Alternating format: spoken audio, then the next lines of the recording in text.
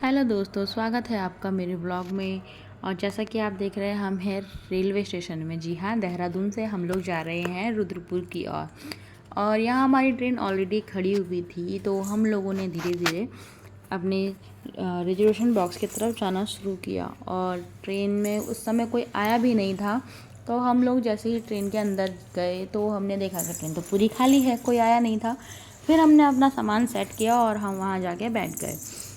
बैठने के बाद जैसे ही ट्रेन का टाइम हुआ तो ट्रेन हमारी चलने लगी। जब हमारी ट्रेन चलने लगी उसके थोड़ी ही देर बाद हमारी बच्ची भी जग गई। बच्ची जगी तो फिर हम लोगों का ज़्यादा अच्छा हो गया, क्योंकि वो हमारे साथ खेलते खेलते खेलते हमें पता ही नहीं चला कि कब हमारा टाइम निकल गया। और उसके साथ बहुत ही अच्छा टाइम निकल गया हमारा। और खेलते खेलते ही हंसते खेलते ही हम लोग पहुँच गए रुद्रपुर। रुद्रपुर पहुँचने के बाद हम क्या देखते हैं कि जैसे ही रेलवे प्लेटफॉर्म से ट्रेन यहाँ से निकलती है, तो जैसे ही ट्रेन यहाँ से निकलने लगी तो कुछ लोगों ने देखा कि चलो हम यहाँ से पटरी से क्रॉस करते हैं। तो दोस्तों, ऐसा ना करें। मैं तो सबसे यही कहूँगी कि ऐसा ना करें, ये बहुत बड़ा रिस्क है, कभी भी कुछ भी हो सकता है।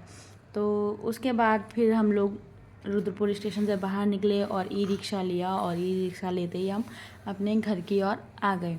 जैसे हम घर के ओर पहुँचे तो मेरी बच्ची ने अपने आप सीढ़ियाँ चढ़ी। चढ़ने के बाद हम घर आए। घर पे आके बहुत कुछ फैला हुआ था, मेरी बहन भी आराम करने लगी। और फिर मैंने कहा चलो चीज़ें समेट के और हम लोग सो जाएंगे।